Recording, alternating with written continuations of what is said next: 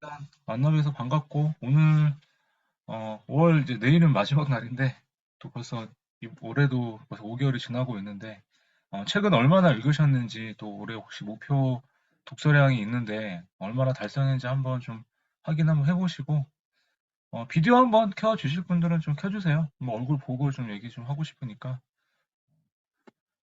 일단 오늘은 제가 어떻게 책을 읽는지 또 서평을 어떻게 쓰고 있는지 한번 좀 같이 나눠보도록 하겠습니다. 어, 일단 저는 뭐 말씀하신 대로 개인 저서 지금 이제 8권째고 또 공저 3권까지 해서 이제 11권을 출간을 했고요. 6년 동안 이제 글을 계속 쓰고 독서를 이제 책은 읽은 지 제대로 읽은 지 벌써 한 9년, 10년 됐네요.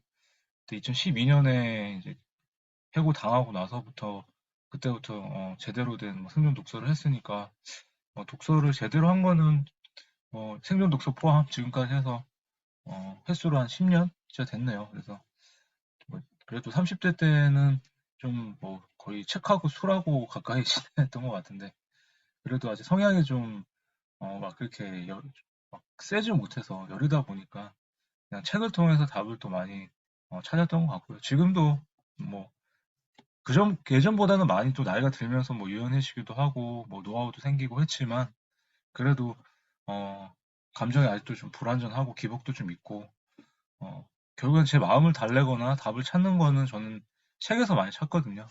그래서 독서와 글쓰기 때문에 계속 음, 살고 있는 사람이다. 그냥 평범한 직장이다. 이렇게 소개를 좀 해드리겠습니다. 그래서 지난달에 또 한 번 계약을 했고요. 12번째 책을 계약을 했고 어, 내용은 다 아실 겁니다. 닥치고 글쓰기 과정 지금 진행하고 있는데 그 닥치고 글쓰기에 대한 강의 내용하고 제가 그동안 글쓰기 뭐 강의나 뭐 책을 또 읽으면서 또 제 스스로 또 이렇게 적용했던 그런 방법들을 모아놓은 책이거든요. 그래서 부제로는 이제 매일 쓰는 사람이 진짜 작가입니다. 이제 그 부제로 9월 달에 출간이 될 예정이기 때문에 한번 또 글쓰기에 관심이 있으신 분들은 글쓰기 책을 또 내니까 그 책을 또 독서를 좀 해주셨으면 좋을 것 같고요. 그래서 이렇게 저는 매일 쓰고 매일 읽고 이렇게 지금 어, 또 하고 있습니다. 그래서 오늘 읽고 있는 책은 이 책도 한번 추천을 드리고 싶은데 서평단으로 했던 책인데 이제 오래된 질문이라는 책이거든요. 올해 들었던 책 중에서는 가장 제가 정독하고 제가 추천을 좀 드리고 싶은 책입니다. 그래서 한번 미리 좀 추천을 드려보고요. 제 얘기를 조금 뭐 다 아시는 분도 있을 거고 제 얘기를 조금 한번 들어볼게요. 제가 왜 책을 읽게 됐는지, 지금도 왜 이렇게 살고 있는지 한번 제 인생 얘기를 조금 앞에 약간 좀 말씀을 드려보면 제가 뭐 전업 작가다 모르는 사람들은 맨날 글을 쓰고 책을 낸다 하다 보니까 전업 작가라고 아시는 분이 계실 텐데 저는 주중에는 이제 대학에서 도시계획을 전공했던 엔지니어고요.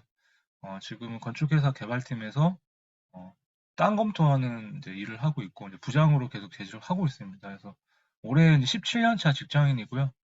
계속 월요일부터 금요일까지는 9시부터 6시까지, 6시 반까지 아니면 또 뭐 야근을 하든 주중에는 이제 직장을 다니고 그다음에 남은 시간에 이제 뭐 부업을 한다든지 뭐 글을 쓰든지 뭐 집안일을 한다든지 사람을 만나든지 이렇게 하고 있는 그냥 평범한 직장인이자 작가로 활동하고 있습니다. 그래서 제가 16년 동안 근데 이제 사회생활 때 17년째지만 만 16년 동안 이제 이직을 많이 했어요. 그러니까 회사를 많이 옮겼죠.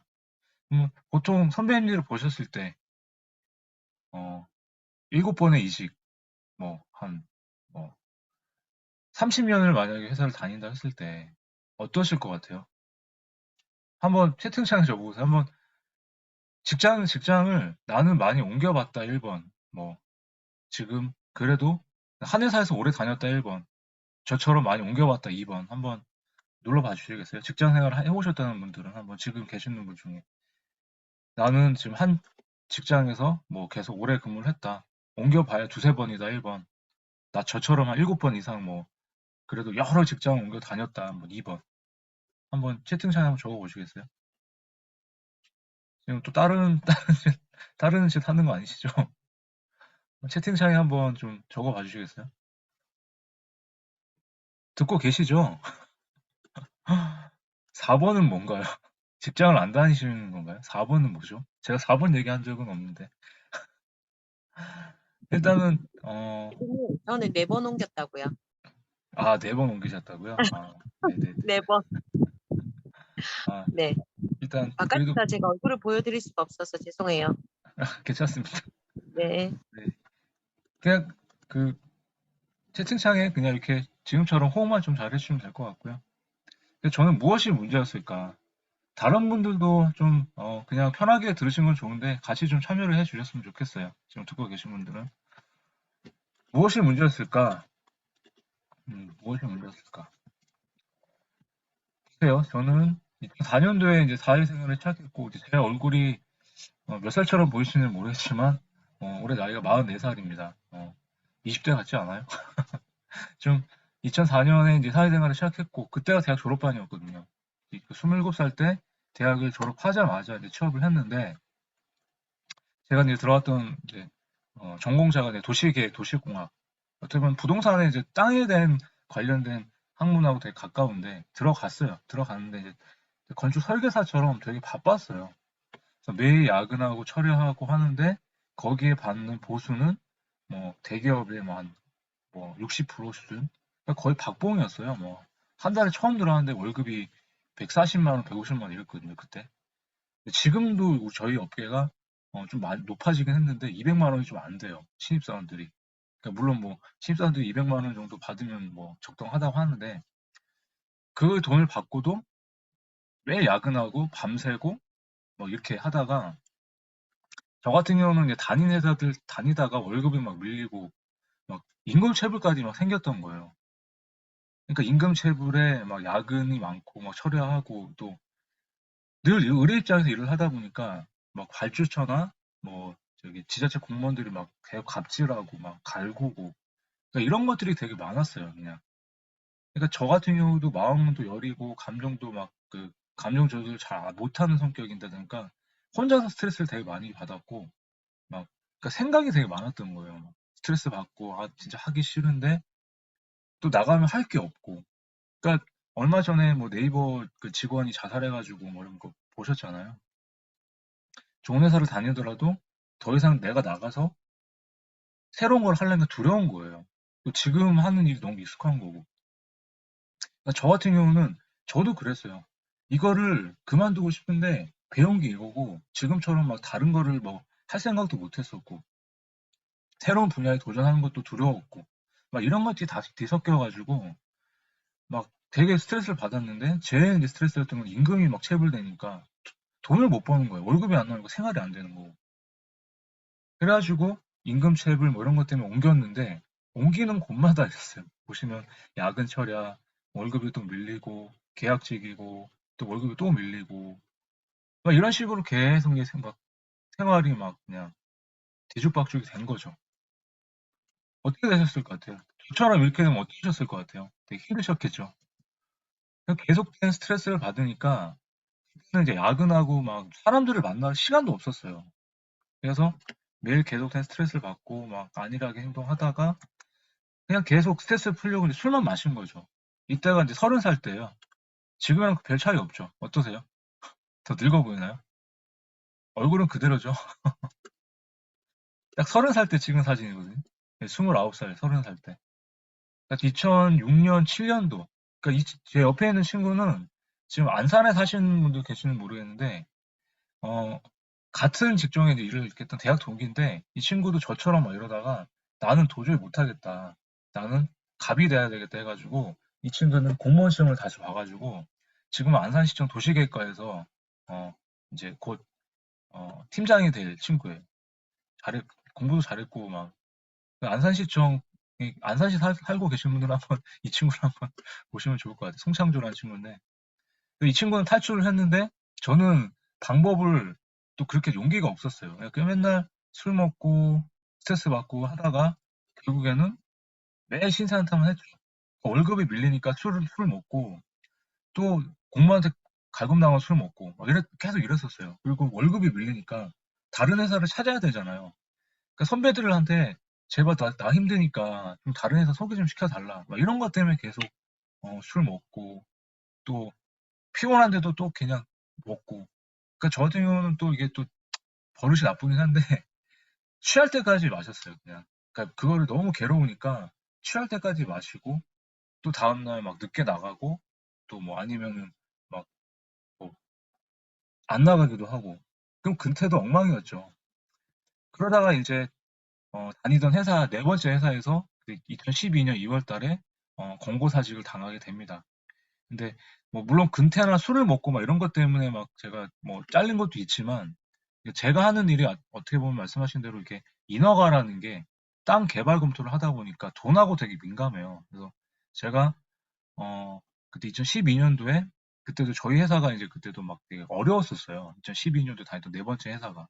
근데 제가 거기도 막 월급이 막 밀리고 막 밀리다 나오다 뭐 막 두 달 밀리다가 뭐 한꺼번에 받기도 하고 그랬는데 그 전에 다녔던 사람들은 회사가 이제 사정이 이러니까 다 나갔는데 저는 못 나갔어요. 왜냐하면 그때도 이제 다니던 회사가 네 번째잖아요. 네 번째. 네 번째 회사다 보니까 여기서 제가 그만두게 되면 그때가 사회생활 8년 차였거든요. 그러니까 10년이 안 된 상태에서 이 회사까지 그만두게 되면은 회사를 네 번이나 그만두게 되는 거잖아요.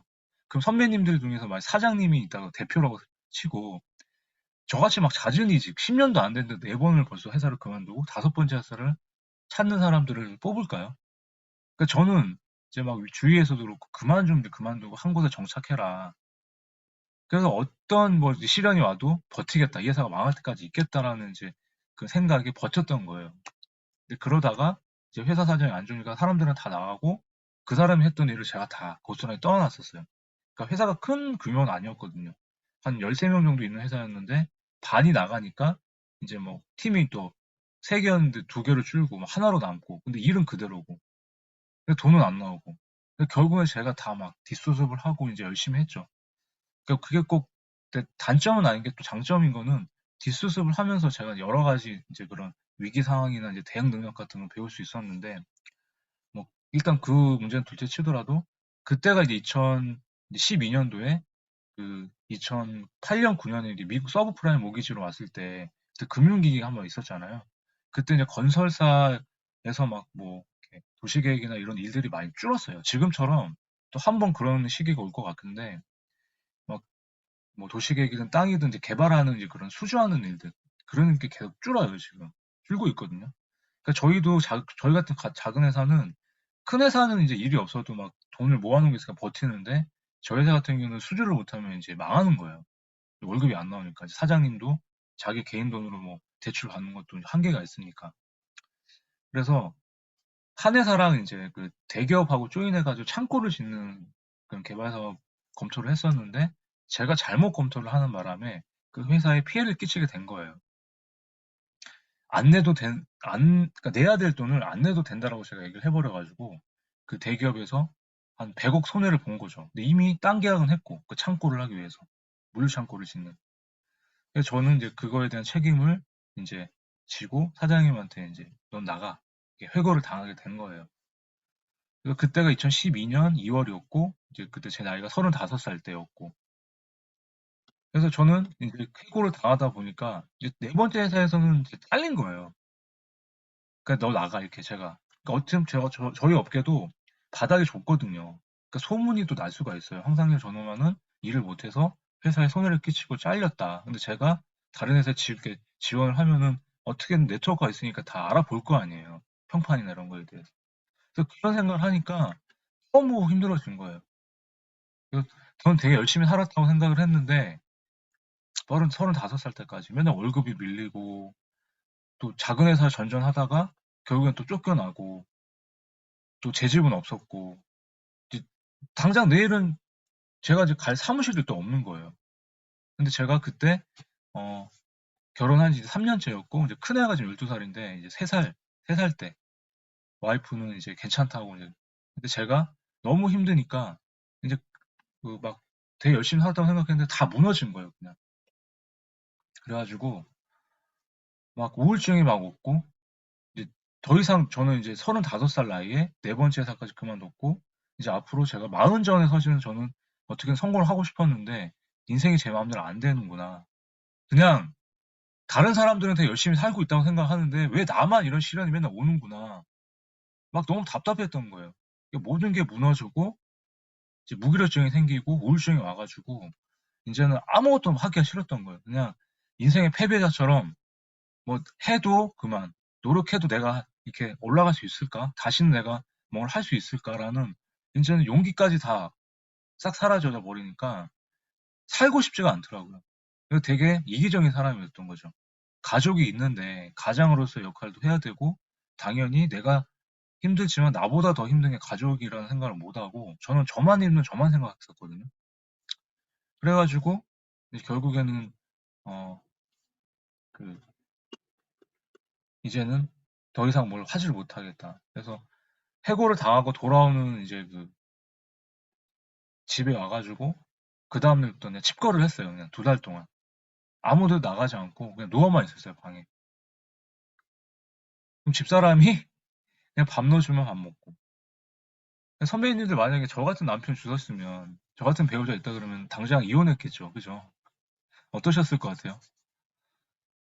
근데 제 와이프는 이제 뭐 크리스찬이다 보니까 괜찮다. 하나님이 당신한테 시련을 주는 이유가 있을 거다. 뭐 이런 얘기를 하는데 저는 진짜 화를 냈어요. 내가 지금 당장 힘든데 무슨 시련이냐. 그래가지고 너무 힘들었거든요. 그때 35살 그 시절에 그러니까 인생이 다 끝났다고 해가지고 그래서 결국에는 그렇게 칩거하다가 뭐 어디 방법을 모르니까 살고 싶지가 않더라고요. 그래서 수면제를 먹었습니다.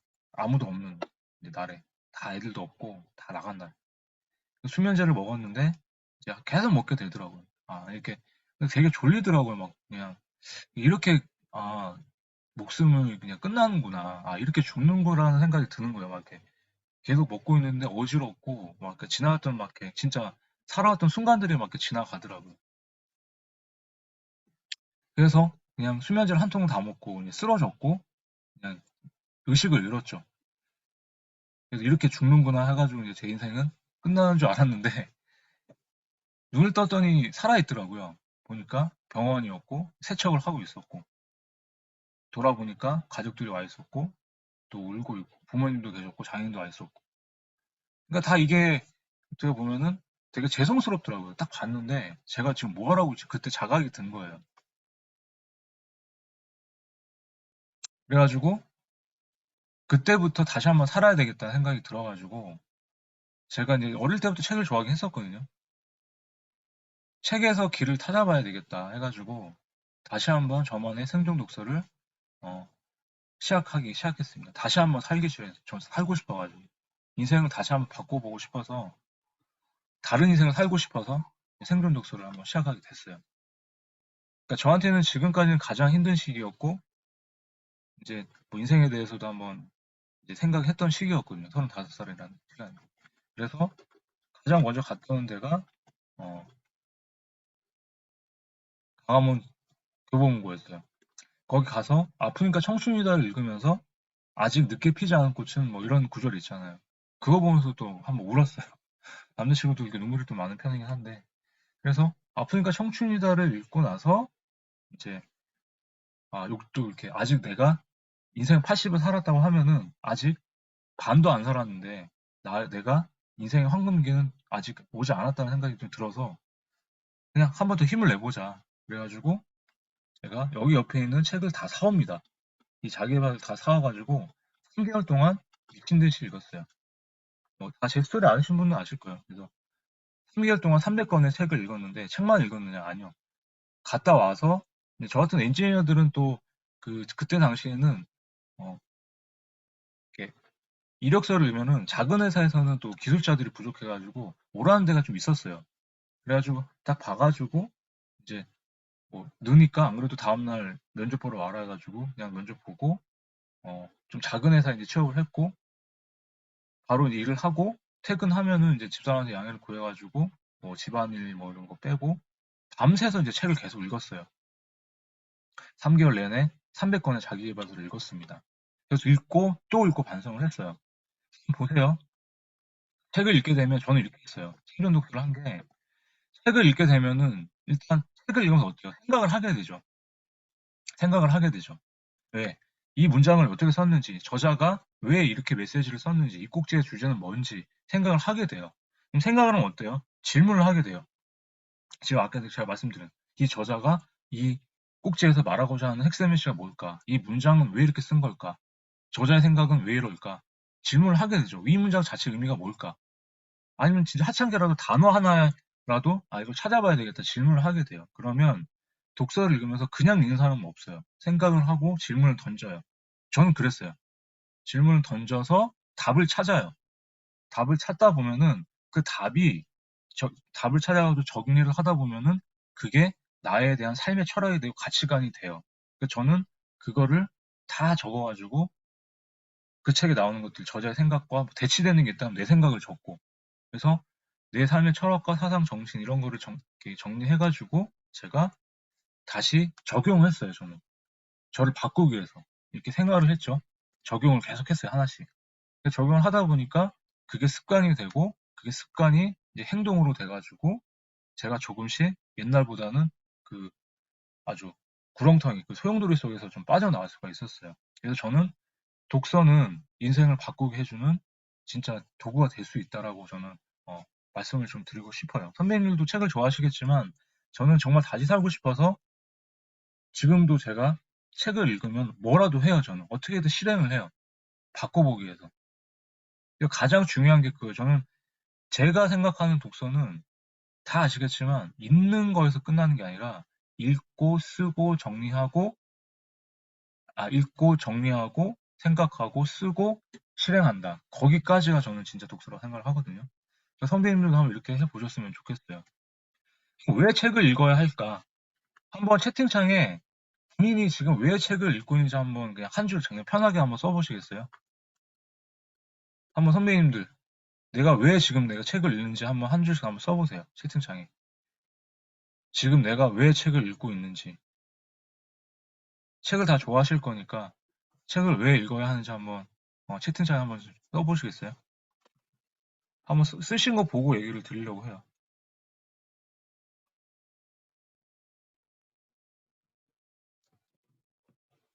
성장하기 위해서 읽는다. 네, 좋습니다. 내가 살아가기 맞고 이제 네, 맞습니다. 좋은 말씀 맞아요. 그냥 편하게 뭐 다른 데 써주세요. 뭐 남희 선배님이나 제재 선배님도 예, 홍명 선배님도 그렇고 네. 그냥 책을 왜 읽는지 한번 그냥 편하게 지금 들어오신 분들도 한번 써와 주세요. 내가 왜 지금 책을 읽고 있는지. 뭐 다 아실 거죠. 나를 돌아보고 밖으로. 저는 책을 읽다 보니까 나만 이렇게 살고 있는 게 아니었구나. 나만. 그러니까 항상 말씀드린 대로 책을 안 읽을 때는 나 혼자서 그냥 우물안 개구리처럼 나 혼자서 그냥 힘들게 그냥 사는 줄 알았어요. 다른 사람들은 다 그냥 막 웃는 걸 보면 그 사람들은 다 행복해 보이고 그런 줄만 알았죠. 근데 책을 읽다 보니까 다른 사람들도 그냥 겉으로 그렇게 드러내지는 않을 뿐이지 다들 하나씩 걱정은 안고 다들 희노애락을 갖고 그렇게 살고 있구나. 그렇게 이제 생각이 든 거예요. 저는 책을 읽다 보니까. 그러다 보니까 어떤 책이든 간에 아실 거예요. 저도 이제 제가 이런 일이 있을 때, 이런 경험을 했을 때, 막 나락으로 떨어졌는데 어떻게 극복했던 사람들의 책도 많이 보고, 나락으로 떨어지고 극복은 했지만 여전히 같은 생활을 하고 있다. 이런 책도 보고, 그런 책을 보다 보니까 위로가 되는 거예요. 치유가 되고. 그리고 항상 인생에 좋을 수밖에 없겠구나. 선배님도 지금까지 살아오면서 인생이 항상 좋은 일만 있었을까요? 항상 좋은 일만 생각하고 자기 생각대로 되신 적 있으세요? 저는 내 생각대로 된 것보다 제 생각 밖에 인생이라는 게 제 마음대로 되지 않는 게 더 대부분 생각했거든요. 그 사실을 알았던 거예요, 저는. 나쁜 일도 일어날 수 있구나. 인생은 흘러가는 대로 그냥 우리가 어쩔 수 없는 부분도 있구나. 근데 책을 읽다 보니까 이런 사람도 있고 저런 사람도 있고 이런 사람은 이렇게 해서 극복을 했고 이렇게 해서 이렇게 했고 결국에는 나쁜 일도 있고 좋은 일도 있다. 그거에 대해서 저는 알게 된 거예요. 시야가 넓어지고 좀 책에도 모든 인생의 스토리가 나오니까. 그러니까 결국에는 나쁜 일도 일어날 수 있기 때문에 인생은 우리가 흘러가는 대로 대응하는 방식으로 존재할 수밖에 없다. 그래서 저는 책을 읽었던 게 지식을 얻기 위해서만 읽었고 왜 나한테 이런 일만 일어나지? 왜 나쁜 일만 일어나지? 다른 사람들은 다 행복한데 왜 나한테만 이런 시련을 주는 건지 그냥 편협한 그 사고 안에만 처박혔던 시절이 있었고 책을 읽다 보니까 그게 정말 잘못된 생각이었구나. 다 똑같이 살고 있구나. 누구나 그렇게 살고 있고 인생이란 자체가 좋고 나쁘면 반복이라는 그 생활 속에서 내가 얼마나 그거를 드러내고 숨기고 그냥 극복하고 그런 건데 결국엔 지혜를 얻게 된 거죠. 나쁜 일도 일어날 수 있고 이 나쁜 일에 대해서 그냥 담담하게 받아들일 수도 있구나. 이리 왜 안 하고. 그러니까 저는 제가 불안전하다 보니까 이 책에서 그 답을 찾고 책에서 위로를 받고 그냥 인생에 대응할 수 있는 지혜가 생긴 게 저한테는 좋았던 것 같아요. 플러스로 책을 왜 읽어야 하는지 저는 이제 또 하나 말씀을 드리면 물론 인생에 지혜가 생기고 이제 이런 이제 다 좋아요. 근데 지금은 앞으로 되게 빠르게 변하고 있잖아요. 그리고 지금 플랫폼 자체가 유튜브나 영상으로 보는 사람들이 되게 많아지는 거예요. 선배님들도 보면은 뭐 우리 지금 나이 때도 그래도 책 이렇게 많이 좋아하지만 지금 우리보다 후배들은 책을 또 안 보게 되고 막 이러니까 근데 책을 안 보게 되면은 사람들이 생각을 안 하게 되는 거죠. 저는 그래서 책을 읽는 이유는 일단 한 번 읽으면 생각을 해서 내가 이게 맞는지 옳고 그른지 판별을 할 수 있는 그런 분별력, 문해력 이런 게 다 한 번에 길러질 수 있다는 거거든요. 근데 영상만 보고 유튜브만 킥킥거리고 하면은 이게 영상이라는 건 어떻게 보면은 깊이도 있을 수가 있는데 시각이랑 이게 그 다음에 읽으면서 글을 읽는 거랑 영상을 보면서 영상은 어때요? 시각적으로는 그냥 들어오잖아요. 그냥 바로 들어오기 때문에 이게 안에서 막 두뇌에서 생각할 겨를이 없다는 거예요. 이게 근데 글은 어때요? 내가 읽으면서 천천히 읽어도 되고 빨리 읽어도 되고 천천히 읽다 보면 천천히 생각하고 한번 덮어서 또 한번 시간을 두고 또 읽고 근데 영상은 어때요? 계속 돌려보더라도 이게 계속 자극적인 것만 생각하고 보니까 생각이 안 난다라는 거예요. 다른 책을 보니까. 그래서 저는 그러니까 애들한테 유튜브를 보여주면 애들이 그냥 받아들이잖아요. 얼마 전에 내가 깜짝 놀랐던 게 초등학교 4학년이 엄마가 게임하지 말라 또 칼로 찔렀다고 한 그 사건이 있었잖아요. 얼마 전에. 그게 어떤 효과일까요? 저도 지금 우리 아이들한테 좀 영상을 많이 보여주시는데 좀 반성을 해야 되는데, 그러니까 영상은 그냥 여과 없이 받아들이기 때문에 이게 그러니까 문해력, 이게 뭐 판단력 그런 게 좀 흐려진다고 하더라고요. 글을 읽는 행위랑 영상을 보는 행위 자체가 좀 뭔가 뇌에서 받아들이는 게 좀 그런 게 있다고 하니까 책을 읽어야 하는 이유는 저는 우리가 그래도 이 빨리 변하는 사회에서 어떻게든 생각하는 힘을 기르자. 그게 가장 간단하고도 가장 쉽게 할 수 있는 게 독서다. 이렇게 좀 말씀을 드리고 싶어요. 그래서 저는 제가 어떻게 책을 읽는지 한번 말씀을 드리면 몇 번 제 강의를 들으신 분들은 좀 아실 거예요. 저는 어떠세요? 책을 읽으면서 모든 것을 기억할 수 없죠. 나는 제가 질문 한번 던져볼까요? 나는 책 한 권을 잡으면 끝까지 읽어야 한다. 그런 분은 1번, 아니다 2번 한번 눌러보시겠어요? 나는 책을 한번 잡으면 끝까지 읽고 다음 책으로 넘어가야 한다.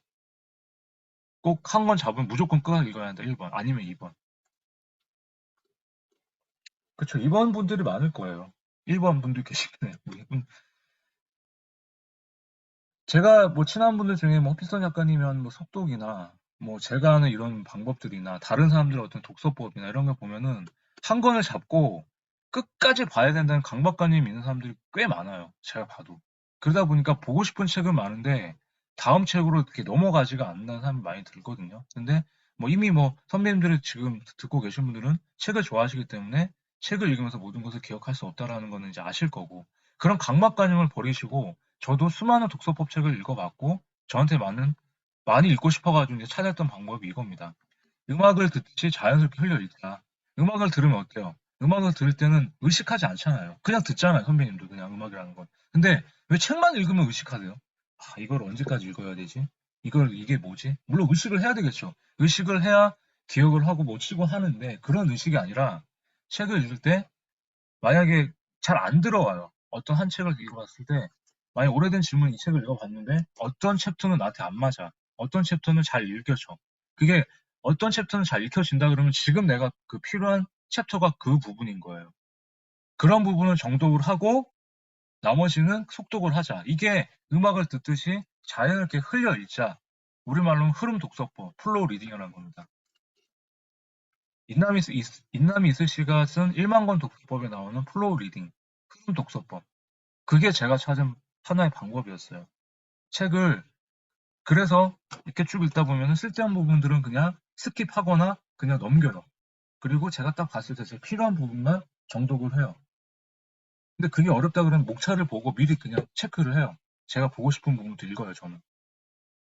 그래서 책은 모든 것을 기억할 수 없기 때문에 이 책에서 만약에 선배님들이 오래된 질문 중에 한 챕터를 내가 되게 지금 내 인생의 문제와 되게 와닿는 게 있었다. 근데 이 책을 보고 그 부분에 대해서 나한테 도움을 얻을 수 있었다 그러면 그 책은 자체가 다 읽은 거라고 보셔도 되는 거예요.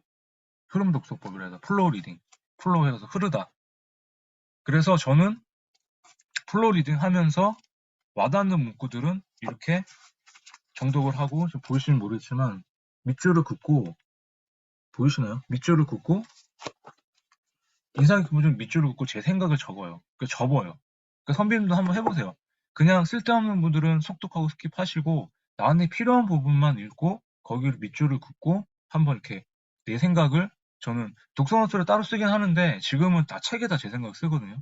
그렇게 해서 속독 정독 해가지고 그렇게 하다 보면은 한 2시간, 3시간이면 한 권 다 읽어요. 그러면 일주일이면 한 2권, 아무리 바빠도 2권을 읽을 수 있거든요. 그러면 2주 동안 5권을 읽을 수 있겠죠. 흐름 독서법. 그래서 저는 근데 흐름 독서법을 하는데 그럼 또 사람들이 물어볼 거예요. 아, 이게 대체 그러면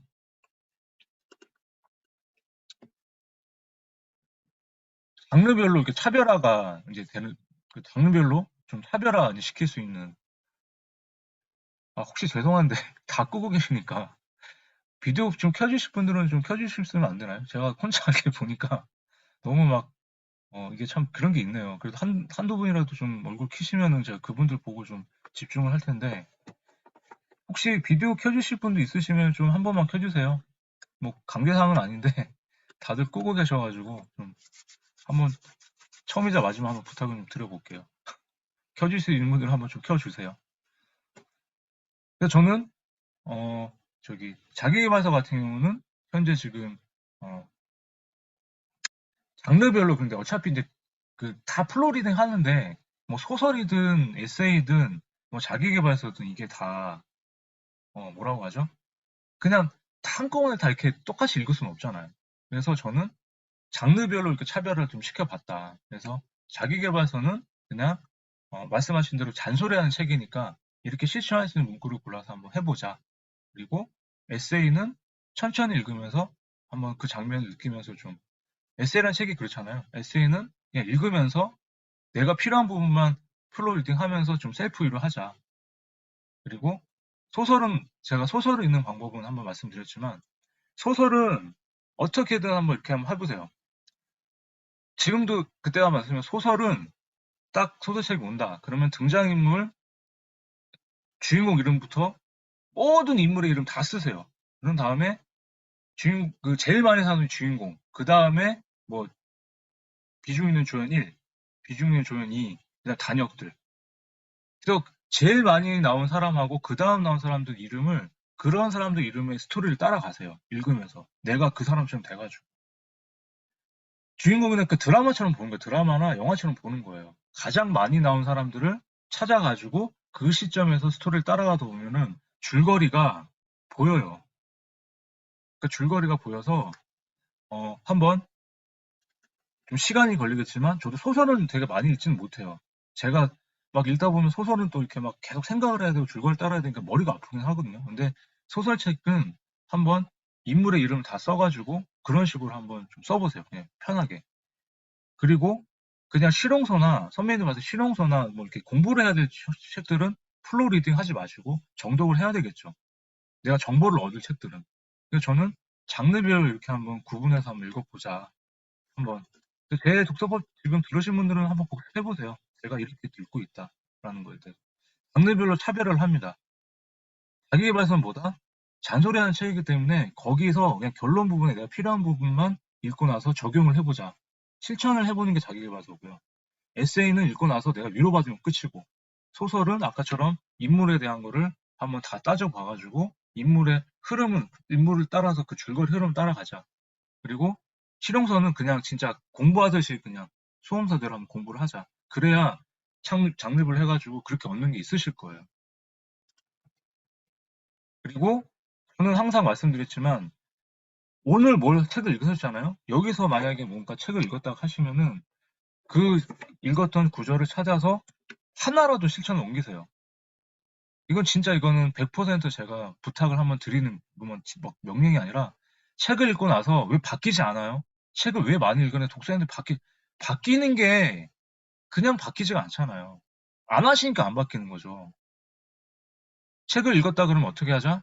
실천을 하자. 오늘 만약에 도미니크 로레의 심플하게 살다라는 책을 읽었다. 만약에 아니면 제 책 뭐 지금 읽는 당시 책을 만났다 읽었을 때 독서 모임을 만약에 가고 싶다 하면 독서를 신청을 하시는 거예요. 그냥 생각하지 마시고 실행은 읽었다 그러잖아요. 바로 하세요. 저는 돈도 없었지만 만약에 지분 투자, 땅 하나 사야 되겠다, 주식 하나 사야겠다 그러면은 그냥 빌려서 샀어요. 지분 투자도 진짜 거짓말하고 마이너스 통장에 있는 거 100만 원 빼가지고 지분 투자했어요. 일단 해봐야 되니까. 가장 중요한 게 제가 독서법 하면서 실천을 안 하니까 사람들이 안 바뀐다고 생각을 하거든요. 오늘 뭘 읽었으면 뭐라도 하나 하세요. 책 읽고 나서 좋다 이게 아니라 소설을 읽었든 뭘 했든 간에 내가 오늘 내 인생에서 뭔가 적용할 수 있다 그러면 그걸 하시라고요. 주식을 남들이 다 하네? 아, 나도 해봐야 되겠다. 해봐야 되겠다가 아니라 하시라는 얘기 하시라고. 실천 독서법이 가장 중요하다는 거를 다시 한번 말씀드릴게요. 이건. 저는 책을 읽거나 제가 막 뭔가 성과를 내고 뭐 했던 이유가 다른 게 없어요. 그냥 선배님들은 모르겠어요. 하고 계시잖아요. 근데 저는 그냥 했어요. 그냥. 생각 안 하고 그냥 하고. 그뭐 저에 대해서 이런 뭐 성과나 이런 거 폄하하고 이런 사람들 많아요. 근데 저는 그런 사람들 별로 부럽지는 않아요. 뭐 저보다 돈을 더 잘 벌고 이런 사람 되게 많거든요. 베스트셀러도 많고. 근데 저는 그냥 예전보다 지금의 나는 10년 전의 나, 지금의 나는 판이하게 틀려졌다고 생각을 하거든요. 그냥 질러버리니까 이제는. 책을 읽고서 그냥 지르자. 오늘 다른 거 듣지 마시고 꼭 실천 하나는 하자. 저는 이거 말씀드리고 싶어요. 채팅창에 적어보세요. 실행이 답이다. 실천이 답이다. 꼭 적어보세요 한번. 그러고 나서 오늘 읽었던 책 한 구절이라도 있으면 그거 한번 인생에 적으면 좋겠다. 제가 끝까지 오늘 뭐 수평 쓰기까지 다 하지 않는데 오늘 제일 중요한 게 저는 이거라 생각해요. 뭐 글을 쓰고 책을 읽었는데 인생이 안 바뀐다? 안 바뀌는 게 아니라 선배님들 안에서 안 바뀌는 거예요. 뭐라도 하세요. 저는. 그러고 싶어요. 저한테 제가 시간을 막 쪼개서 이렇게 산다고 막 물어보시잖아요. 저는 그냥 하는 거예요. 오늘 제가 제일 중요한 한 가지만 하거든요, 저는. 오늘 저한테는 이게 제일 중요해요. 사실 이거 하는 이유가 오늘 누구랑 약속을 했어요. 이 강의를 하기로. 근데 그게 좀 미뤄져가지고 오늘 이 강의를 각자 하고 이제 어떻게 이렇게 좀 합치자라는 얘기가 있어가지고 또 준비를 하게 된 거거든요. 갑자기 얘기가 됐지만. 그래서 일단은 이렇게 하고 나면 또 성과가 있을 거니까. 그리고 가장 중요한 실천과 습관. 아시는 얘기지만 그냥 어떻게 보면 자기하고 약속을 하신다고 생각이 들어요. 저는 오늘 선배님들한테 약속 두 가지만 딱 드릴게요. 실행하는 거랑 습관 가지는 거. 그러니까 뭐 고치고 뭐 하는 거 말고 그냥 책을 조금씩이라도 읽으세요. 조금씩이라도 읽고 저는 한 줄이라도 읽고 한 페이지라도 읽어도 이 책 다 300페이지짜리인데 한 페이지만 읽고 그냥 넘어가도 저는 다 읽었다고 생각하거든요. 그 한 페이지에서 선배님들이 적용해가지고 내 인생이 바뀌었다 그러면 그 책은 다 299페이지가 쓰레기라고 해도 한 페이지 자체가 나한테 도움이 됐으면 그거는 나한테 도움이 되는 책이에요. 왜? 그러니까 저는 존니의 부자 되기 습관이라는 책을 왜 갖고 있냐면 그 사람 때문에 다시 주식 투자를 10년 만에 다시 했거든요. 제가 주식해서 4천만 원 날 때 얘기 드렸었죠. 제가 10년 전에 주식 투자를 해가지고 4천만 원 날렸었다고요. 근데 투자를 트라우마 생겨서 안 하다가 그러니까 맨날 돈에 쪼달렸던 건데 이제는 돈을 투자를 해보자라는 게 그 사람 때문에 그 이 책 때문에 깨게 된 거예요. 그러니까 어떻게든 실천을 하자라는 게 다른 거 다 까먹어도 오늘 독서법 중에 뭔가 하나라도 적용하자라는 거는 꼭 기억을 하셨으면 좋겠어요. 그리고 습관을 가지자라는 거. 그래서 근데 그래도 난 책이 싫다. 나는 그래도 책이 싫어요. 이런 사람들한테는 책과 처음 친해지는 방법은 뭐다? 어, 일단 책 서점이나 도서관에 갑니다. 책이 많은 데 가야 되겠죠. 가서 눈에 띄거나 마음에 드는 책을 고르세요. 가서 고르세요, 그냥 이렇게. 선배님들 봤을 때 오늘 내가 뭔가 그 책이 싫은데 뭔가 책을 읽어야 돼. 근데 독서를 하래. 근데 하는 방법을 몰라. 그러면 일단 서점에 가셔갖고 이렇게 둘러보세요. 그럼 딱 보면 어떤 책이 딱 눈에 띌 거예요. 막 제 책이 눈에 띄었다. 아, 힘든데 책을 만나란다. 한번 보자. 궁금하네? 그럼 제목 같은 그걸 딱 긁고 딱 들으세요, 이렇게. 그 쭉 읽으세요. 읽다 보면 재밌네? 재미없으면 번지고 또 다른 책 하고. 그렇게 해서 만약에 한 30분 정도를 내가 이렇게 읽었다. 이 책을 앉아서 읽었다. 한 22, 30분 정도를. 그러면 이 책은 선배님한테 지금 관심이 있고 맞는 책이라는 거예요. 그러면 이 책 말고 이 책랑 비슷한 거를 또 비슷한 책을 갖고 와서 여러 권 사시든지 거기서 한번 보세요. 서점에서. 빌리든. 아니면 도서관에 내가 책값이 아까워. 그럼 도서관 가서 그냥 앉아가지고 책 쌓아놓고 그냥 보세요. 비슷한 거를. 그러면 지금 내가 이 책이 재밌잖아. 일단은 관심이 가지면 재밌어야 되잖아요. 자기에 맞는 장르 책을 여러 권 읽고 나서 그럼 계속 이렇게 해가지고 이렇게 패턴이 생기잖아요. 그럼 책하고 친해져요. 똑같은 거예요. 사람하고 제가 만약에 김근환 선배하고 친해지고 싶어. 그럼 뭐 이렇게 뭐 안면을 트고 뭐 이렇게 질문을 하고 또 이렇게 뭐 얘기를 하겠죠. 일단 뭐 재미있는 뭐 이렇게 뭐 접점을 찾겠죠. 그럼 계속 접촉을 해야 되겠죠. 그러면 책도 어때요? 계속 관심을 가지고 내가 좋아하는 책을 일단 그것만 보세요. 만약에 소설을 주면 소설 한 장만 보시고 자기만 보세요. 그러면서 조금 차츰 늘어가는 거예요. 저는 제가 힘들었을 때는 자기계발서만 300권 읽었다니까요. 그러니까 맨날 주구장창 지금처럼 잔소리하는 말투도 된 거고 뭘 해라, 뭐 해자. 다른 책은 진짜 재미가 없어요. 근데 제가 또 감성적이다 보니까 맨날 잔소리 듣던 책을 짜증나는 거예요. 위로도 받아야 되겠어. 그래서 에세이 책을 또 보게 된 거고. 그래서 저는 자기계발 에세이 두 개를 되게 좋아해요. 위로받고 잔소리 듣고 위로받고 잔소리 듣고 이렇게 해서 책과 친해질 수가 있다 말씀을 좀 드리고 싶어요. 한번 이 방법도 있으니까 한번 해보시고 그리고 책을 읽을 때 독서 모임이든 뭐 하시는 분 계시면 저는 항상 이 네 가지 질문을 갖고 책을 읽습니다. 이 책을 읽기 전과 읽고 난 후의 그 느낌. 이 책을 읽기 전에 내가 어땠을까 뭐 이런 제목이나 뭐 아니면 표지가 어땠든지 아니면 이 내용에 뭐가 있을지 그리고 두 번째로 읽고 난 후에 그럼 책을 다 읽었어요. 그럼 책을 다 읽었으면 메시지가 있을 거면 다 하여튼 읽었었잖아요. 그러면 읽기 전과 읽고 난 후의 느낌을 한번 비교를 해보세요. 그러면 읽기 전의 느낌이 어땠는지 한번 생각을 하시면서 읽으면은 아 궁금하잖아요. 일단 그리고 읽고 난 다음에 내가 읽기 전에 내가 궁금했던 질문들에 대해서 아 이 책을 읽고 나니까 좀 생각이 바뀌었네. 이런 것도 있을 거, 아 생각이 많네. 이렇게 될 수가 있다는 거예요. 두 번째로는 이 책에서 전하고자 하는 주요 메시지가 뭘까? 핵심 키워드가 뭘까? 한 줄로 한번 적어보세요. 뭐든지 한 줄로 딱 적어보세요. 내가 이 책을 제대로 읽었다 하면은 정답은 없어요. 그냥 선배님들이 이 책을 딱 읽었을 때 이 책은 어떻게 생각한다. 이 책의 메시지는 뭐다. 딱 한 줄로 정리가 될 수 있다 그러면 제대로 읽은 거예요. 그리고 나서 네이버 책이나 책 소개 이렇게 나온 거 있잖아요. 쳐가지고 보면 네이버 책 소개 나오잖아요. 그럼 네이버 책 소개에서 이 책이 내가 읽었던 메시지하고 이 책 소개랑 맞는지 아니면 내가 이 저자는 이 책을 이렇게 쓴 건데 내가 생각했던 메시지는 이거다. 그럼 다를 수가 있잖아요. 비교를 할 수가 있잖아요. 그러니까 정답은 없는 거예요. 책을 읽었을 때, 아, 황상률 작가가 지금 당시 책을 만나서 썼는데 코로나 시대에 힘든 사람들한테 책을 읽어봐라. 이런 메시지였는데 내가 봤을 때는 독서 모임에 만들어서 한번 해봐라. 이런 취지일 수도 있는 거잖아요. 생각하기 다 나름이라는 거예요. 한번 적어보시라는 거예요. 그리고 세 번째, 이 책에서 인상이 깊었던 감명 깊었던 구절을 뭐 3개든 4개든 5개 정도를 찾아서 정리를 해보세요. 그리고 네 번째, 아까 말씀드린 대로 이 책에서 어떤 점을 배우고 적용해 볼까 적어보고 어떻게 하자? 실행하자. 설거지 책을 읽었으면 설거지를 하세요. 요리책을 읽었으면 요리 하나라도 하세요. 한 가지라도 일상생활에서 옮기고 나서 그래야 해보니까 이게 되네. 이래야 책에 대한 모든 독서에 대한 끝은 그거라고 생각하는 거예요. 읽는 행위에서 끝나는 게 아니고 아, 잘 읽었다가 아니라 읽고 나서 내가 이렇게 해봤더니 됐다. 그래서 본계적 책이 왜 대박이 난 거예요. 보고 적용하고 깨닫고 적용하고 똑같은 거잖아요. 근데 적용을 안 하시니까 선배님들이 그냥 주구장창 강의만 듣고 그게 아니죠. 강의 듣는 이유도 뭐예요? 강의 듣고 나서 뭔가 배웠으면 옮겨 실행을 해야 될 거 아니에요. 그냥 계속 프로 강의로만 되실 거예요.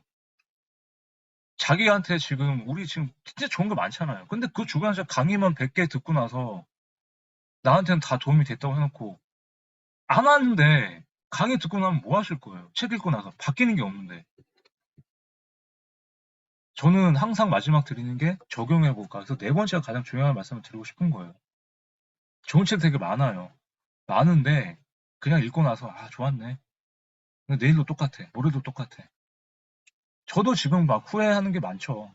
그렇지만 저는 오늘 읽었으면 내일은 좀 바뀌어야 되겠다는 생각을 하고 사는 사람이라 책을 읽을 때마다 항상 조금씩이라도 적용하는 방법을 가지자. 계속 그래서 제가 독서를 하자는 이유가 그런 거고 많은 사람들이 뭐 박경근 코치님도 뭐 실천 독서법, 뭐 실행 독서법을 하는 그런 것도 그렇고 그런 사람들이 왜 자꾸 사람들이 모이겠어요. 자기를 바꾸려고 해서 계속 책을 읽고 본인들이 실천해가지고 바꾼 거잖아요. 저도 그러고 있고 저는.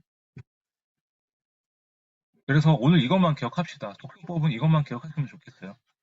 억지로 한 권을 읽을 생각은 버리고 한 페이지라도 읽고 3번에 저는 오늘 동그라미 이렇게 치고 싶어요. 읽는 게 끝이 아니라 뭐 하자? 적용하고 실천하자. 한 가지라도.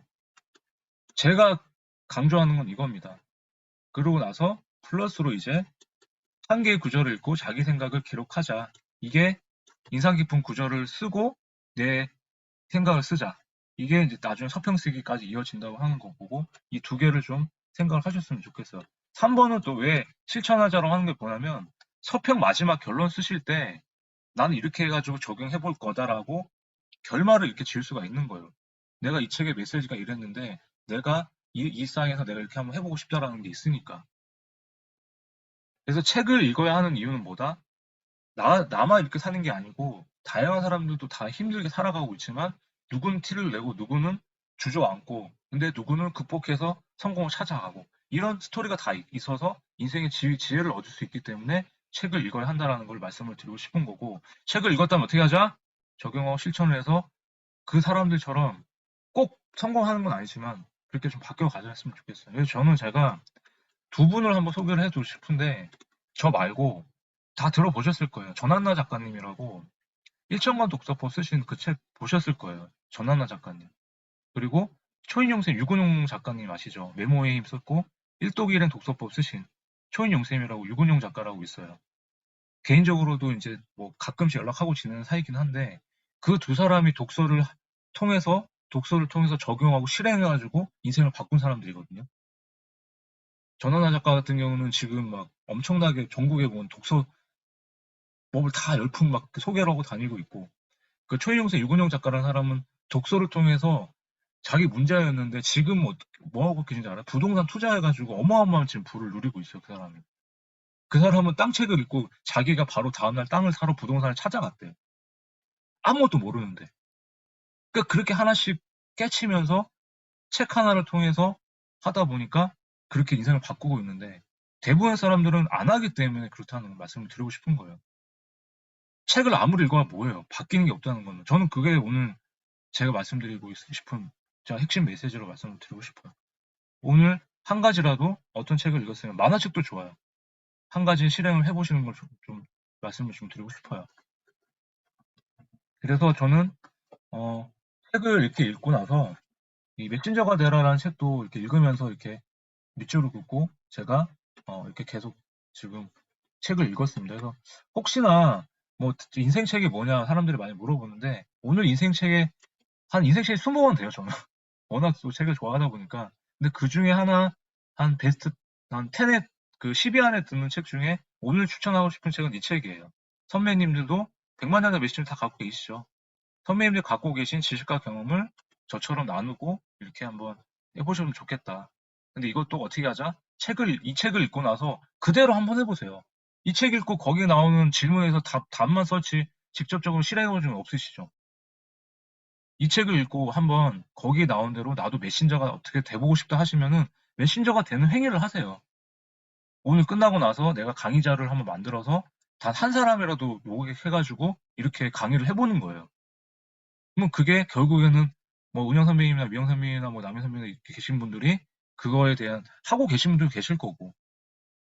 그래서 저는 그렇게 하면서 이제 하는데 이제 별도로 저는 이제 책을 읽고 서평을 쓰기 시작했습니다. 저는 서평을 썼던 이유가 그때도 말씀드렸지만 제 글쓰기 그 글쓰기에 대한 그 연습을 하기 위해서 글쓰기 연습, 그러니까 글쓰기를 너무 못해가지고 책을 읽고 이렇게 정리를 하다 보면 글쓰기 실력이 향상이 된다는 얘기를 드렸어요. 뭐 이인대 작가님한테도 그렇고 뭐 다른 사람도 그렇고 뭐 김종원 작가님이 쓰신 글도 보니까 뭐 책을 읽고 나서 자기 생각을 적으면 좀 사색을 많이 할 수 있다 뭐 이래가지고 그런 연습 해가지고 제가 다시 한번 서평을 쓰기 시작한 게 그게 2016년도 초반이었어요. 지금은 이제 5년이 됐죠. 5년째 쓰고 있으니까. 그래서 그렇게 내게 된 책이 독한 소감이에요. 서평을 모은 책이라니까요. 서평을 써가지고 책을 냈었어요. 2018년도에 나왔죠. 들어보셨죠? 한번 뭐 기회가 되신다면 뭐 보셨으면 좋겠고. 그래서 서평이란 다시 한번 어떤 의미일까 한번 찾아봤어요. 서평은 제가 국어 사전에 보니까 책의 내용과 특징을 소개하거나 책의 가치를 평가한 글이다. 책 써, 평가할 평, 한자로 책을 평가한다라는 의미죠. 그러면 감상 또는 비평을 통하는 그런 평가한 행위다라고 나와요. 그러면 선배님은 어떠세요? 나는 독후감을 잘 쓴다. 나는 내가 지금까지 쓴 게 독후감이다. 이렇게 생각할 수도 있잖아요. 그러면 독후감과 서평의 차이가 뭘까? 우리가 어렸을 때 많이 썼던 독후감이 있고 서평. 내가 지금 뭐 은영 선배님이나 미영 선배님도 내가 쓴 리뷰가 서평이 독후감 같은데 내 서평일까? 막 이렇게 하실 수 있잖아요. 뭐 근한 선배도 그렇고 여기 계신 분들 중에. 근데 저도 그래요. 어릴 때 독후감은 책을 읽고 난 감상이 이제 주관적인 성격이 강하다고 해요. 찾아보니까. 그리고 서평은 객관적으로 책을 읽고 나면 저자의 의도 핵심 파악을 하기 때문에 객관적인 글이다. 이렇게 파악을 해요. 그러면 뭐 아시는 분도 계실 거예요. 한번 피팅 적어요. 서평을 누가 제일 잘 쓸까요? 답을 알고 계신 분도 계실 거예요. 우리나라에서 서평을 누가 제일 잘 쓸까요? 어떤 직업군이? 힌트는. 객관적인 글을 잘 쓰는 사람들이 누굴까요? 한번 써보시겠어요? 채팅창에. 서평을 제일 잘 쓸 것 같은 직업군. 우리는 지금 주관적으로 글을 쓰지만 객관적인 글을 쓰는 사람들이 누구겠어요?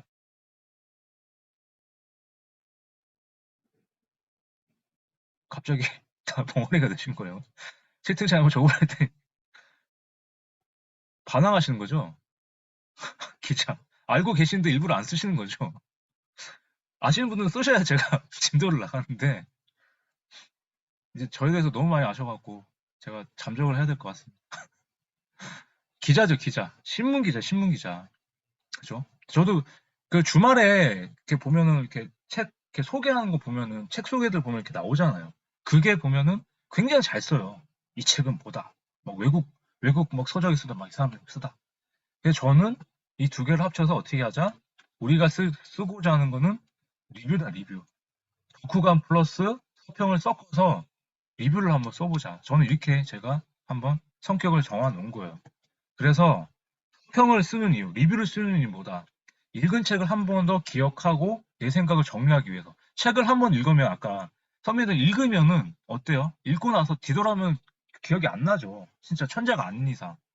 아마 모차르트도 그랬을 거예요. 진짜 모차르트가 천재라고 하는데 그 사람도 전날 자기가 작곡한 걸 악보를 보면 다 기억을 했을까요? 물론 기억을 할 수도 있겠죠. 근데 대부분 사람들은 기억이 1시간이면 2시간이면 다 날아가잖아요. 그럼 제가 항상 말씀드리면 기억을 잡으려면 뭐 해야 돼요? 써야 되겠죠. 그래서 읽은 책을 한 번 더 기억하고 내 생각을 정리하기 위해서 기록을 한다라는 거예요.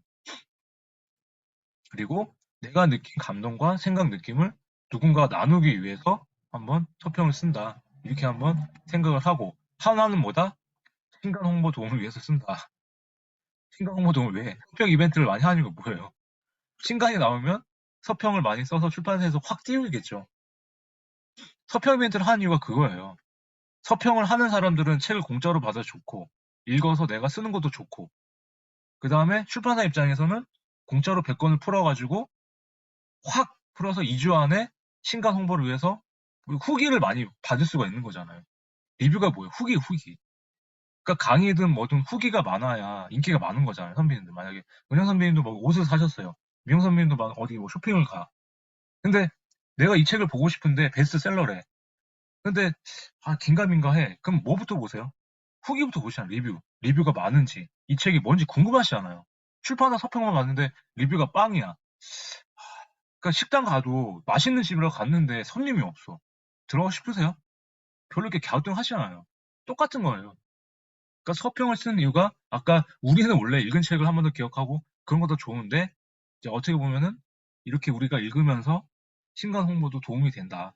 플러스 알파로. 그러니까 이렇게 해서 우리는 한번 써보자라고 제가 말씀을 좀 드리고 싶은 거예요. 그래서 이렇게 서평 이벤트도 하고 이렇게 하고 그다음에 그럼 서평의 효과는 뭐냐? 내가 이 서평을 쓰다 보면은 이 책과 내가 맞는지 안 맞는지 이 책과 맞는지 안 맞는지 구분이 된다. 이렇게 좀 말씀을 드리고 싶고 그리고 글쓰기의 향상에 도움이 된다라고 말씀을 좀 드리고 싶고요. 그리고 서평을 계속 쓰다 보면은 블로그나 SNS 유치 많이 늘어요. 그러니까 저도 인스타를 키울 때 제 리뷰를 많이 써가지고 올리니까 많이 늘었고 블로그도 제가 서평을 쓰다 보니까 조금씩 계속 사람들이 이제 그 어떤 책인지 또 어떤 내용인지 궁금해서 이렇게 유입이 되는 경우가 많더라고요. 그래서 한 번은 뭐 이렇게 서평 이벤트에 당첨이 돼가지고 잘 쓴 서평에 딱 네이버에 딱 올라가면은 막 그때는 정말 막 방문자 수가 뭐 보통 300명 정도인데 뭐 한 번은 막 3,000명이 들어온 적이 있었어요. 보니까 어떤 서평 글이 올라가가지고 거기 들어오게 돼가지고 유입이 된 거죠. 그래서 그렇게 되면 또 이웃이 는다라고 좀 말씀을 좀 드리고 싶은 거고요. 그리고 내가 쓴 그 서평 내용이 책의 내용이 무엇이고 쉽게 알려주는 나침반 역할을 한다는 거죠. 왜냐, 아까 말씀드린 대로 뭐 제가 이렇게 리뷰를 썼는데 뭐 미영 선배님이나 은영 선배님이나 뭐 남희 선배님이나 제 블로그를 보고 들어오셔가지고 이 책에 대해서 읽은 다음에 뭐 그때 몇 번 이렇게 댓글 적어주시잖아요. 한번 제가 읽어보고 싶네요. 이게 제가 썼던 리뷰를 나침반 역할을 하는 거고 아니면 거꾸로 뭐 은영 선배님이 어떤 책을 읽고 이렇게 올렸을 때 거꾸로 뭐 제 저나 다른 사람이 들어가서 이 책 되게 보고 싶다. 그런 역할을 한다는 거죠. 서평이라는 게, 리뷰라는 게. 그래서, 그리고 또 각자 리뷰를 쓰다 보면은 각자 리뷰, 똑같은 책을 갖고 각자 리뷰를 쓴 걸 비교를 하면은 독서 모임에 참석한 효과를 볼 수가 있다. 그쵸? 그러니까 지금 말씀하신 대로 뭐 제 방에서 서평단 해가지고 이렇게 뭐 하시는 분도 뭐 엄프님이나 이런 분들이 많이 올려주시니까.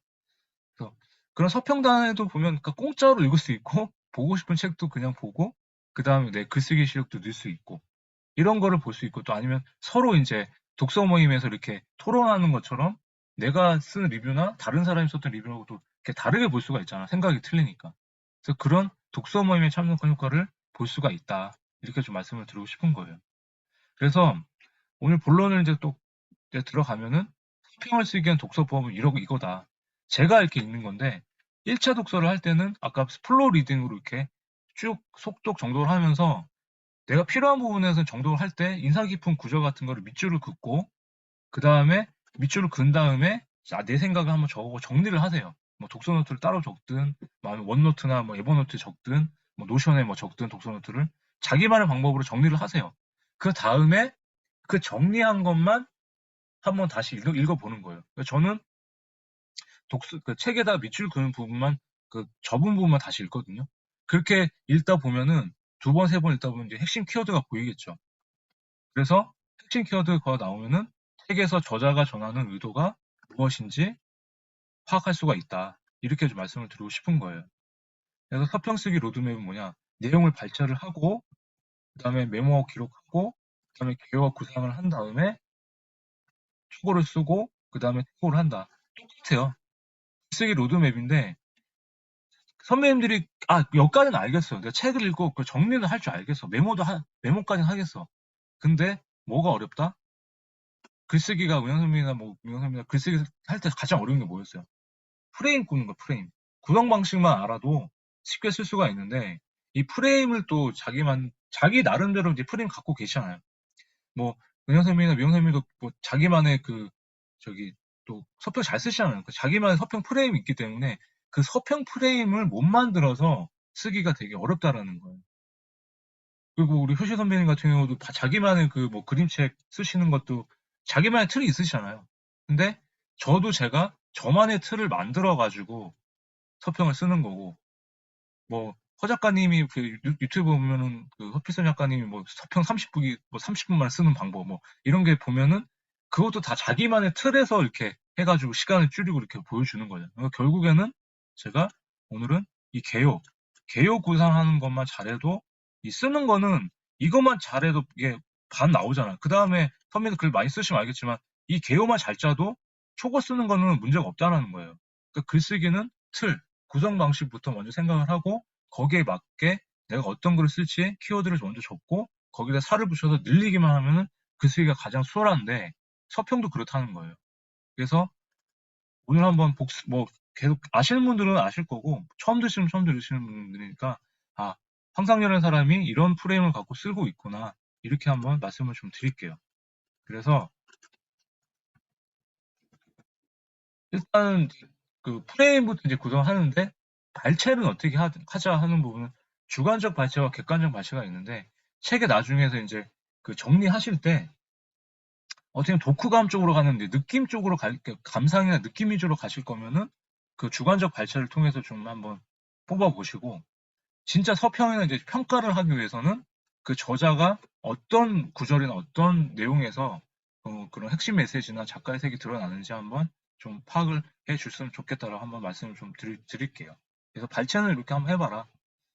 그래서 오늘 이제 그 하이라이트인데 그러면 그 프레임을 어떻게 짰으면 좋겠냐 한번 제가 한번 소개를 또 해드릴게요. 서론, 본론, 결론으로 나눴을 때 처음에 서론은 제일 처음에 쓸 때 서론은 책을 읽게 된 동기를 쓰자. 제일 앞에. 처음에 쓴 거는 책을 읽게 된 동기를 쓰자라는 거예요. 그래서 아까 질문 4가지 했을 때 그거랑 연동이 된다고 했잖아요. 처음에 내가 만약에 오래된 질문 오늘 이제 읽고 서평 쓸 건데 뭐 분홍색 표지가 마음에 든다. 근데 보니까 되게 철학적인 책이라서 나한테 잘 맞을 것 같다. 뭐 인상 이런 걸 쓰는 거예요. 이런 거를. 죄송해요. 책을 처음 정한 느낌을 쓰고 뭐 표지가 어떠냐, 뭐 첫인상이 어떠냐. 그 다음에 여기 보니까 뭐 질문하고 오래된 질문인데 부제가 내 안의 두려움을 마주하는 인생의 지혜를 찾아서 이런 부제와 제목이 어울리는지 한번 자기만의 느낌을 또 적어 보시는 거예요. 그리고 제목을 보고 나서 내가 드는 생각이 뭘까? 이런 거를 제일 앞에 서론에 이렇게 가볍게 적자는 거예요. 책을 읽게 된 동기. 서평단을 통해서 만나게 된 이 책인데 뭐 저기 표지는 어떻고 이런 느낌을 적어요. 그래서 한번 어떻게 썼는지 한번 예를 들어볼게요. 그 아까 말씀드린 그 초인용 쌤 유근용 작가가 썼던 3번째 책이거든요.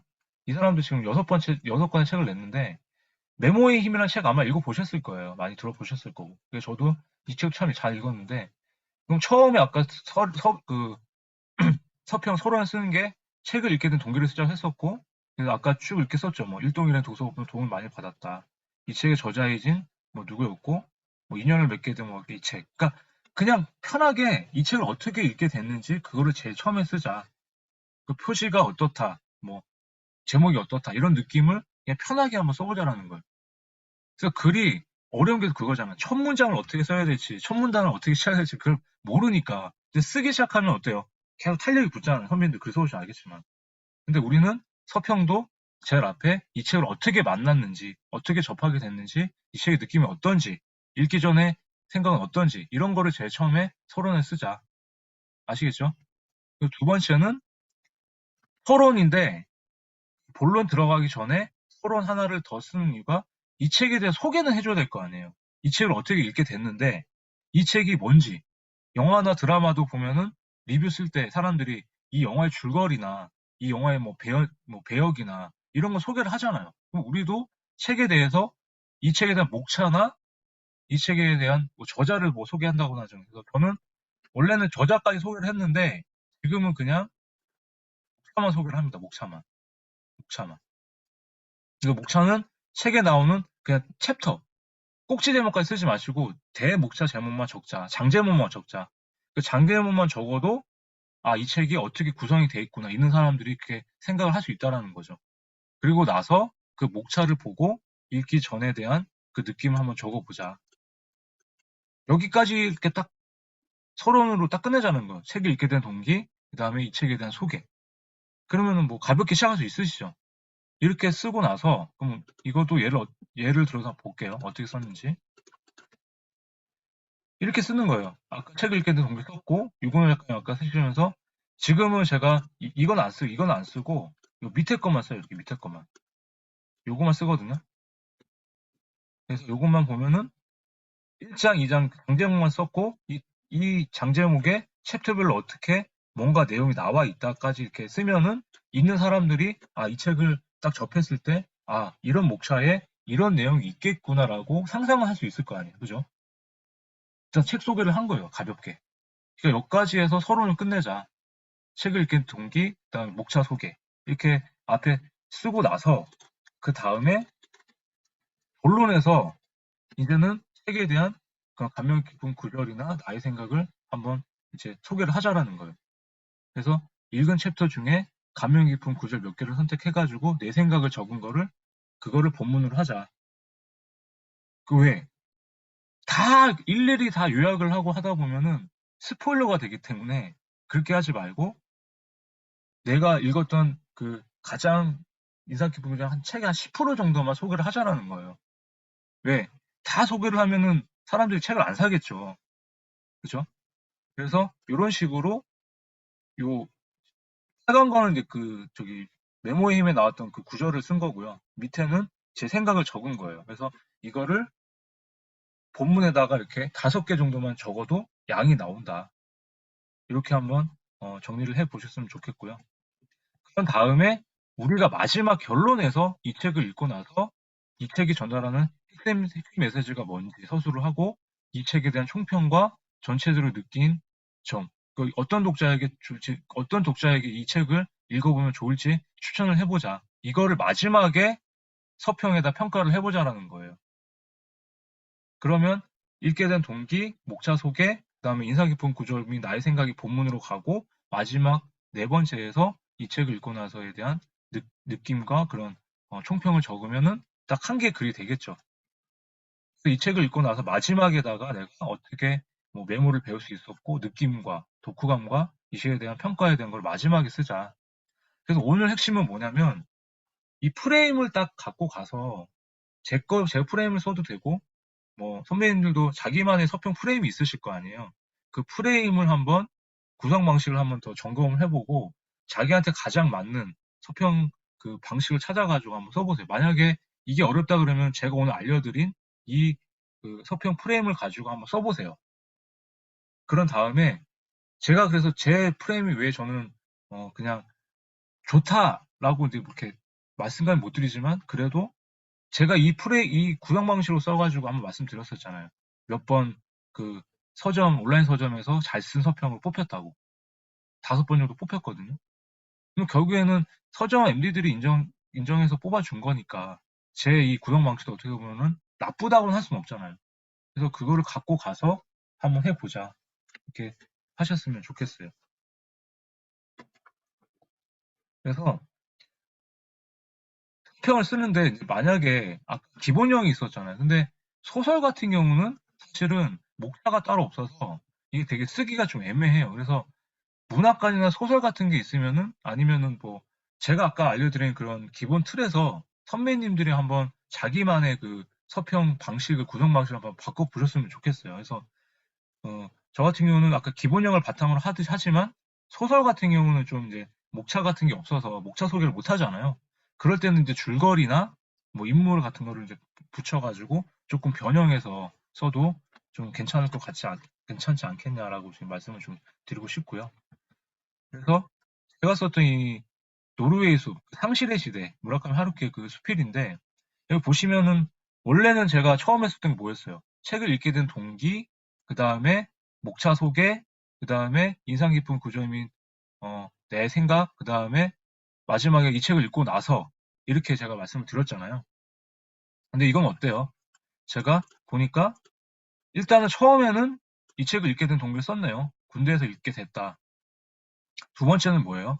목차가 없다 보니까 줄거리를 소개한 거예요. 줄거리를 좀 소개한 거죠. 줄거리를. 동기 쓰고, 그죠? 그런 다음에 3번에다가 3번이 3번이 결론이 된 거예요. 결론이. 3번이 지금 그 이 책을 읽고 나서 쓴 이게 4번으로 가야 되는데 이걸 먼저 쓴 거고 그 다음에 마지막에 이 본문에 대한 내용을 이렇게 소개해가지고 내 생각을 적은 거예요. 이렇게 보면은 한 장도 안 돼요. 이렇게 썼는데. 근데 이게 반디앤 루이스에서 그달의 서평으로 뽑혔어요. 성실의 시대. 이걸 쓴 게 진짜 별거 없거든요. 정말 제 블로그에 오시면은 그냥 이렇게밖에 안 썼어요, 선배님. 진짜. 잘 쓴 것 같지도 않거든요. 근데 이게 그 서평에 뽑혀가지고 됐다. 그래서 저는 그냥 이 구성 방식 가지고만 계속 꾸준히만 써도 거기 뭐 사람들이 잘 썼다 못 썼다는 결국에는 뭐 본인들의 그 기준에서 판단을 하는 거니까. 그럼 은영 선배님이나 미영 선배님이 이걸 제가 읽어도 지금 뭐야 저게 쓴 건가? 이렇게 갸우뚱할 수도 있어요. 근데 오늘은 제가 말씀드리고 싶은 건 뭐지? 프레임부터 생각하고 한번 이렇게 한번 해보자라는 거예요. 글쓰기에 대한 거는 쉽게 접근하는 거는 구성 방식부터 그다음 선배님이나 뭐 제자 선배님도 쓰고 계시겠지만 그래서 자기가 쓰고 있는 그 서평 프레임이 가장 잘 맞으면 그걸로 계속 쓰시고 올리세요. 그러면 결국에는 그게 노출이 되고 사람들이 또 많이 쳐다볼 수 있으니까 그렇게 좀 말씀을 좀 드리고 싶어요. 그래서 서평은 이왕이면 좀 좋은 쪽으로 써주는 것이 중요하다라고 말씀을 좀 드리고 싶고요. 그래야 내가 작가가 됐을 때 도움을 받을 수가 있다. 만약에 서평을 썼는데 거꾸로 제 책에 대해서 여기 계신 분들이 뭐 제 책이 뭐 좋은 건 아닐 수도 있잖아요. 리뷰도 되게 안 좋게 썼어요. 그러면 제가 어떻게 할까요? 선배님들이 작가가 됐을 때 쫓아가서 똑같이 해줄 겁니다. 그렇지만 서평은 이왕이면 좋은 쪽으로 써주셔야 좋은 서평이 그 책의 품위를 살려준다라고 느껴주시고 항상 자기하고 안 맞으면 아예 그냥 쓰지 마세요. 그냥 그 출판사에 메일 보내가지고 난 도저히 이 책 서평을 못 쓰겠다. 나하고 안 맞다. 그냥 그렇게 솔직하게 얘기하셔도 되고 아니면 그냥 아예 안 쓰는 게 그 책에 대한 예의가 아닐까 싶어요. 근데 진짜 내가 이 책을 까고 싶다 그러시면은 각오하시고 그냥 솔직하게 쓰셔도 되고 그거는 뭐 선배님들의 자유니까. 근데 항상 뭐다 품이라는 거는 기품이라는 거 어때요? 자기를 살려줄 수 있는 거는 좋은 행동들이잖아요. 그러니까 좋은 서평이 그 책의 품위를 살려준다고 하고 좋게 좀 쓰시면 좋을까 어떻게 말씀을 드리고 싶습니다. 그래서 서평은 책을 읽고 자기 방식대로 쓸 수 있는 최고의 독서법이라고 말씀을 드리고 싶고요. 왜? 책을 읽고 또 생각해서 내가 정리를 한 번 더 한 거니까 어떻게 보면 두 번 읽은 거잖아요. 그죠? 그러면은 선배님들이 이 책의 저자와 생각이 다를 수도 있고 생각해서 정리를 했기 때문에 이 책에 대해서는 확실하게 내가 알 수 있겠다. 그래서 최고의 독서법이라고 말씀을 드리고 싶은 거고 아까 지금 말씀드린 대로 서평을 쓰다 보면은 한 번 읽었고 또 재독한 거를 정리했기 때문에 두 번 읽은 느낌이 난다. 이렇게 말씀을 드리고 싶어요. 그리고 서평을 통해서 내가 정리를 해봤기 때문에 인생에 적용할 수 있는 방법을 더 정확하게 알 수 있고 제가 아까 오늘 독서법에서 가장 중요한 것보다 읽고 나서 한 줄이라도 읽고 나서 오늘 뭐 진짜 그 적용한다는 게 일상생활에 적용한다는 게 그냥 평범한 것도 하나 해보라는 거예요. 그냥 아까 설거지 책을 읽으면 설거지를 해라. 뭐 도미니크 심플하게 살라고 해가지고 뭐 쓰레기를 버리자 그랬으면 오늘 쓰레기 정리해서 버리자. 그런 거 하나하나 적용하는 게 제일 중요하다고 일단 말씀을 드린 거고요. 그 서평은 전자책 마케팅에 도움을 줄 수가 있다.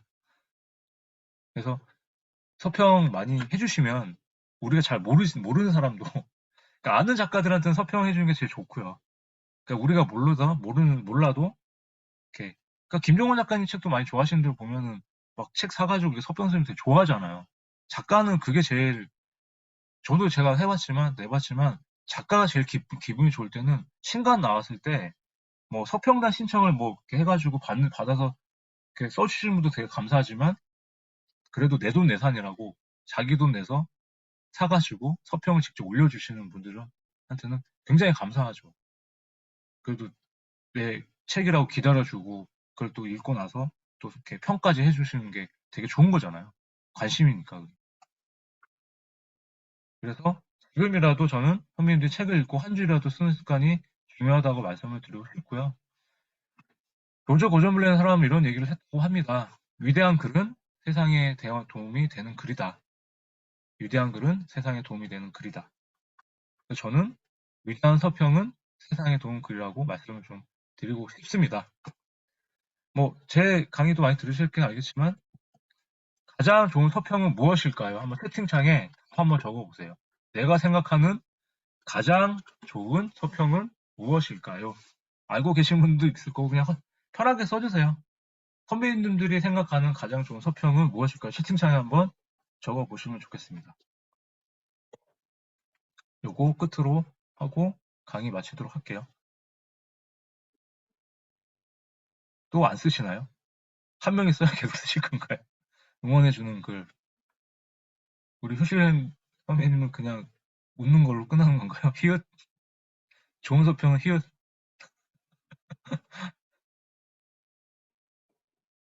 다른 분들은 아시는데 일부러 안 쓰시는 거죠? 그죠? 또 제가 이제 새로운 강의를 좀 해야지 이제 사람들이 좀 궁금해하지 이게.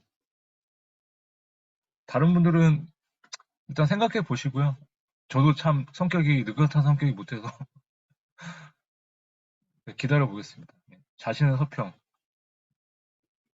가장 좋은 서평은 무엇일까요? 선배님들이 항상 생각하는 게 그거예요. 바로 자기 자신이 쓴 서평입니다. 도움을 주고 아까 지금 그쵸. 이 책을 읽게 사는데 도움을 자신의 서평. 내가 쓴 글이 저는 은영 선배님 서평도 되게 좋다고 생각했거든요. 옛날 댓글 쓸 때도 그 자체를 되게 정리를 많이 하셨고 완벽하게 막 이렇게 잘 쓰신 분들 보면 그걸 보면 되게 많이 배웠고 우리 뭐 꿈나 효실 선배님 같은 그림체 서평 봐도 그 그림체를 되게 읽고 싶고 그 미영 선배님 같은 경우도 본인이 읽었던 뭐 어떤 시나 이런 거에 대해서 소개했던 그런 것도 좋았고 또 거꾸로 제가 쓴 뭐 간략한 서평이지만 뭐 읽고 싶다고 했던 그런 거 봐도 좋은 거고 그래서 결론은 뭐다? 바로 내가 오늘 책을 읽고 적용해서 그 다음에 이 생각해가지고 내가 정리해가지고 쓴 단 몇 줄이라도 좋아요. 뭐 꼭 길게 쓴다가 좋은 게 아니잖아요.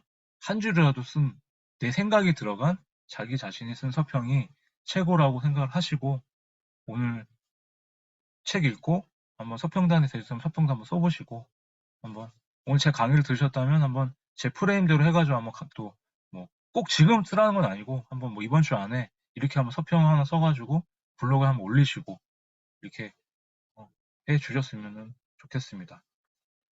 제가 준비한 거는 여기까지고요. 오늘 잘 들어주셔서 감사합니다. 오랜만에 작년 이후로 오랜만에 이 독서법하고 한 서평 쓰기 특강을 오랜만에 한 것 같아요.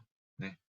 도움이 많이 되셨는지는 모르겠는데 여기까지 하고 뭐 주변에 되게 많은 독서법 책도 많고 뭐 아까도 말씀 허 작가님이나 굉장히 뭐 독서법을 많이 알려주는 작가도 많은데 제가 알려드리는 제가 해봤고 제가 하는 방법은 이거다. 그래서 오늘 마지막 핵심 메시지는 뭐다? 독서를 하되 실천을 하자. 실행이 답이고 꼭 강의를 들었으면 오늘 서평 하나 쓰는 것도 그것도 실행이기 때문에 강의를 듣고 나서 직접 해보자. 해봐야 내게 되니까. 그래야 책을 읽고 강의를 듣고 해서 나한테 남는 게 있어야지 그냥 프로 수강러, 프로 강의러처럼 참석만 하지 마시고 참석이 끝나면은 꼭 하나씩 해보는 그런 선배님들이 되시기를 바라면서 오늘 제 마지막 강의, 아니 마지막 꼭 죽을 사람처럼 얘기하는 것 같은데 제 강의는 오늘 여기서 마치도록 하겠습니다. 그리고 제가 지금까지도 제가 좀 간과했던 게 되게 많았는데 뭐 일요일이든 뭐 평일이든 이제 뭐 매주 무료 특강을 좀 해볼까 해요. 그래서 그래야 선배님도 황상현이라는 사람이 언제 무슨 특강을 하고 해서 좀 기대가 되겠구나, 뭔가 좀 하겠구나. 그래서 이렇게 좀 준비를 할까 하거든요. 그래서 뭐 일요일 이 시간이 될 수도 있고 뭐 할 수 있는데 한번 일요일 이 시간에 한번 좀 해볼까 해요. 그냥 뭐 책 소개든 뭐 무료 특강이든 그 무료로 일단은 유료 특강은 따로 날짜를 잡을 거고 그냥 무료로 할 때는 뭐 이렇게 제 노하우나 아니면 뭐 제가 좋아했던 책들 소개를 하면서 한번 이렇게 좀 일요일 12시에 한번 진행을 좀 해볼까 하니까 맞춰가지고 뭐 일요일 날뭐 평일에, 아니, 일요일날 좀 점심 먹으면서 그냥 편하게 들으실 분들은 들어오셔가지고, 오늘처럼 좀 같이 해 주셨으면 좋겠습니다. 오늘 그 첫 번째로 하게 된 것도 있고요. 그래서 다음 주 12시에는, 이 책으로 한번 나눠볼까 해요. 오래된 질문이란 책인데요. 한번 미영 선배님이나 유명 선배님도 혹시 뭐 안 읽어보셨으면은 요번에 나온 이 책인데 그 영국의 교수님이 한국에 오셔갖고 이제 불교를 이렇게 돌아다니면서 인생에 대해서 이렇게 질문을 던진 책이거든요. 왜 고통이 있느냐 뭐 이렇게 뭐 같은. 근데 제가 요새 읽었던 책 중에서는 그냥 뻔한 얘기긴 할 수도 있는데 다시 한번 좀 생각을 해주게 된 책이거든요. 그래서 다음 주 12시에는 이 책으로 한번 나눠보도록 하겠으니까 한번 기대를 좀 해주시면 좋을 것 같습니다. 그리고 이제 질문 받고 그 다음에 나가시면 저도 이제 방법을 좀 바꿔볼 건데 오늘 무료로 들어오셨던 분들은 제가 무료 특강 하고요. 이제 녹화 오늘 뜨면은 녹화는 돈을 받고 팔 거예요. 그래야 이게 사람들한테 좀 형평성이 있을 것 같은 생각이 들거든요. 무료로 들어오신 분들은 이제 무료 특강해서 이렇게 드리고 그 다음에 선배님들한테는 뭐 이렇게 후기나 블로그나 이렇게 후기 써주신 분들이 저한테 뭐 후기를 썼다 하시는 분들이 있으면은 그분들한테만 제가 강의 자료를 보내드릴게요. 뭐 다른 방에서도 그렇게 하는 걸 봤는데 다 퍼드리니까 이게 너무 그 변별력이 없어가지고 사람들이 들어오다가 제 방 같은 게 특히 좀 그래요. 제가 다 퍼드리니까 뭐 이게 별로 이렇게 막 후기도 별로 이렇게 없는 것 같고 그래서 한번 좀 저도 이제 다른 방들처럼 뭐 좀 따라하는 건 아닌데 뭔가 좀 변별력을 좀 해보려고 하는 거니까 무료 특강은 제가 라이브로 들으신 분들은 뭐 진짜 최대한 알려드릴 건 다 드릴 거고 그 다음에 이제 좀 뭐 못 듣는다 하시는 분들은 좀 그런데 만약에 블로그 후기까지 쓰고 저한테 뭐 개톡이든 뭐 단톡방에서 오늘 들어 특강에 대한 후기를 올려줄다 하는 분들은 제가 따로 수서해가지고 오늘 특강 자료는 다시 보내드릴게요. 그래서 뭐 특강 자료 필요 없다 이러신 분들은 그냥 톡방에 오늘 나가시면 끝나고 제 톡방에 그냥 오늘 어떻게 들으셨는지 제 큰 방에 한번 그냥 후기 좀 남겨주시면 부탁을 드리고요. 오늘 뭐 강의 듣고 나서 어, 질문이 있으시다 하시는 분들은 한번 좀